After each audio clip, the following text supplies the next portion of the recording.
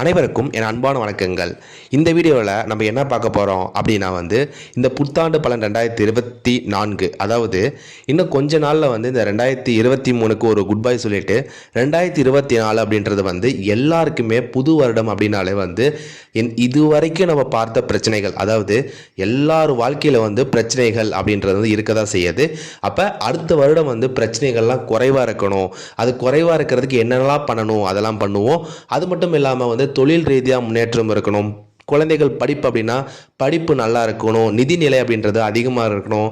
நிறைய சொத்து சேமிக்கணும் அப்படின்றது பல ஆசைகளோட புது வருடத்தை நம்ம தொடங்குவோம். இந்த வீடியோவில் சில பொருட்கள் நான் சொல்ல போகிறேன். அதாவது இந்த பொருட்கள்லாம் உங்களுக்கு உங்கள் வீட்டில் வாங்கி வச்சிங்கன்னா உங்களோட பணமும் உங்களோட செல்வமும் அதிகமாக இருக்குது அப்படின்னு சொல்லலாம். அதிகமாக பெருகும் அப்படின்னு சொல்லிக்கலாம். அது என்னென்ன பொருள்கள், என்னென்ன மாதிரியான நன்மைகள் நடக்கும் அதை வச்சிங்கன்னா அப்படின்னு சொல்லிட்டு தான் இந்த வீடியோவில் நம்ம பார்க்க போகிறோம். வாங்க வீடியோக்குள்ளே போகலாம். அதாவது முதல் பொருள் அதில் என்ன அப்படின்னா மயில் இறகு. ஓகேங்களா? இப்போ இந்த மயில் இறகை உங்களோட புத்தாண்டு அன்னைக்கு உங்களோட வீட்டுக்கு மயில் தொகையை நீங்கள் கொண்டு வச்சிங்க அப்படின்னா மகாலட்சுமி தேவியின் அருள் கிடைப்பதோட உங்களோட வீட்டில் மகிழ்ச்சி அப்படின்றது அதிகமாகவே இருக்கும்.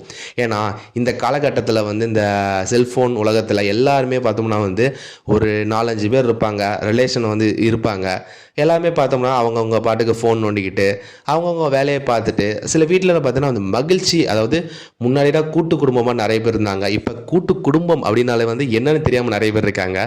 அந்த மாதிரியான மகிழ்ச்சியே இல்லாமல் அவங்கவுங்க வேலையை பார்த்துட்டு அவங்கவுங்க அன்றாட வேலையை பார்த்துட்டே இருக்காங்களே, மகிழ்ச்சியே இல்லாமல் இருக்கும் சில வீட்டில். அதெல்லாம் இல்லாமல் போகும். இந்து சமய நம்பிக்கைப்படி இந்த மயில் இறகு அப்படின்றது வீட்டுக்கு கொண்டு வரது மூலம் லட்சுமி தேவி வசிக்கிறார் அப்படின்னு கூறப்படுகிறது. அதுக்காக ஒரு 1லேருந்து ஒரு 3 மயில் இறகு இருந்தால் போதும். ரொம்ப அதிகமாக தேவையில்லை, அதுக்கு மேலே வாங்க தேவையில்லை. இந்த மயில் இறகை வீட்டுக்கு வைப்பதன் மூலம் உங்களோட வீட்டில் மகிழ்ச்சி அப்படின்றது கண்டிப்பாக அதிகமாகவே இருக்கும். எந்த ஒரு சண்டை சச்சரவுகள், கருத்து வேறுபாடுகள், பிரிவினைகள், ஏதோ பிரச்சனை அப்படின்னு இருந்தால் கூட அதெல்லாம் குறையும் அப்படின்னு சொல்லிக்கிறாங்க. இப்போ அடுத்ததாக பார்க்கும்போது இந்த துளசி, அதாவது துளசி பூஜை ரெண்டாவதாக பார்க்க போகிறோம். இப்போ இந்த துளசி செடி பார்த்திங்கன்னா நிறைய வீட்டில் அதாவது முன்னாடியெல்லாம் எல்லார் வீட்லேயும் பார்த்திங்கன்னா அந்த துளசி செடி வச்சு அதை சுற்றி வருவாங்க, அதை வணங்கி வருவாங்க, துளசி செடியை யூஸ் பண்ணிப்பாங்க. ஆனால் இப்போலாம் பார்த்தோம்னா எல்லோரும் வீடு கட்டுறாங்க, என்னென்னமோ பண்ணுறாங்களே தவிர அந்த துளசி செடியை எல்லோரும் மறந்துடுறாங்க. நிறைய பேர் வீட்டில் இருக்கிறதில்ல.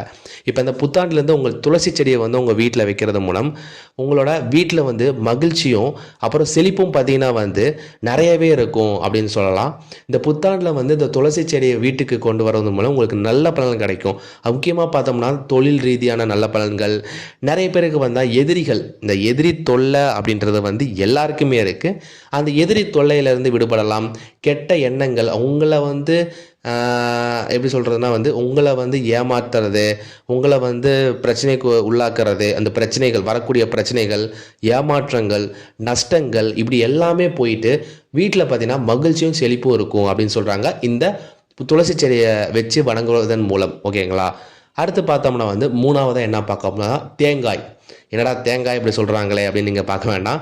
இந்த சாஸ்திரம் படி பார்த்தோன்னா இந்த புத்தாண்டன்று உங்களோட வீட்டுக்கு மங்களத்தை உண்டாக்குவதற்காக இந்த தேங்காய் நன்மை தரும். எப்படின்னு பார்த்தோம்னா இந்த புத்தாண்டு தினத்தன்று எப்படி சொல்கிறதுனா ஒரு சிறிய தேங்காய், அது நல்லா நீட்டாக இருக்கிற மாதிரி ஒரு சிறிய தேங்காய் வாங்கி ஒரு சிவப்பு துணி இருக்குது பார்த்தீங்களா, இந்த சிவப்பு துணி மூலம் அந்த தேங்காயை சுற்றிடணும். நல்லா சிவப்பு தேங்காய், அதாவது தேங்காயை சிவப்பு துணியால் நல்லா சுற்றிக்கோங்க.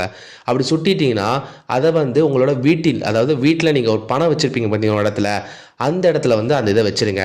இதனால் பார்த்தோம்னா உங்களோட வீட்டில் மகிழ்ச்சியும் வளமும் பெருகும். உங்களோட வருமானம், அதாவது நிறைய பேர் பார்த்தோம்னா சொந்த தொழில் செஞ்சுட்ருப்பாங்க, நிறைய பேர் பார்த்தோம்னா வேலைக்கு போயிட்டுருப்பாங்க, அன்றாட கூலி வேலைக்கு போயிட்டுருப்பாங்க. ஏதோ ஒரு உங்களுக்கு வருமானம் வருதா இல்லையா?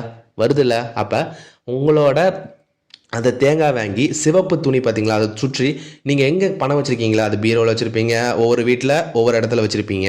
அந்த இடத்துல இந்த இதை வச்சுட்டிங்கன்னா உங்களோட மகிழ்ச்சி, அதாவது குடும்பத்தில் மகிழ்ச்சியும் வளமும் பெருகும். உங்களோட வருமானம் அப்படின்றது முன்பை காட்டிலும் இந்த அதாவது வைக்கிறது மூலம் அதுக்கப்புறம் கொஞ்சம் அதிகமாகவே இருக்கும் அப்படின்னு சொல்லிக்கிறாங்க.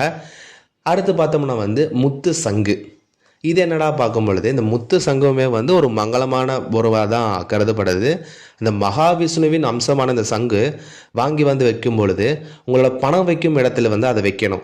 அதே மாதிரி தான் அந்த தேங்காய் எப்படி வைக்கிறீங்க, பணம் வைக்கிற இடத்துல வைக்கிறீங்க பார்த்தீங்களா, அதே மாதிரி பார்த்தோம்னா இந்த சங்கு, அந்த சங்கு வைக்கும் பொழுது உங்களுக்கு பார்த்தோம்னா வந்து பணம் விஷயத்தில் நிதி பிரச்சனைகள் நிறைய பேருக்கு பார்த்தோம்னா வந்து கையில் காசே நிற்க மாட்டேங்குது. நான் எவ்வளவோ சம்பாதிக்கிறேன், எவ்வளோ சம்பாதிச்சாலுமே வந்து தண்ணி போல் கரைஞ்சிக்கிட்டே போயிடுது. என்னால் கடன் கட்ட முடியல, கடன் வட்டி கட்ட முடியல, என்னால் சேமிக்கவே முடியல. அதாவது ஒரு நிலம் வாங்கணும், வீடு கட்டணும், சொந்த வீட்டுக்கு போகணும் அப்படின்னு நிறைய பேர் ஆசைப்பட்டுட்டு இருப்பீங்க.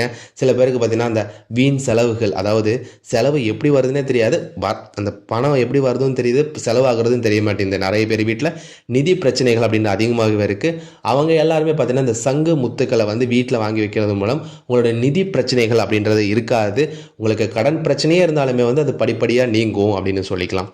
லாஸ்ட்டாக பார்க்கும்பொழுது இந்த குபேர பொம்மை, ஓகேங்களா, லாஸ்ட்டாக பார்க்கும் இந்த புத்தாண்டில் வந்து சிரிக்கும் அந்த குபேர பொம்மையை வந்து வாங்கி வைக்கிற மூலம் உங்களுக்கு மங்களகரமான வாழ்க்கையை வந்து உண்டாக்கும் அப்படின்னு சொல்லிக்கலாம்.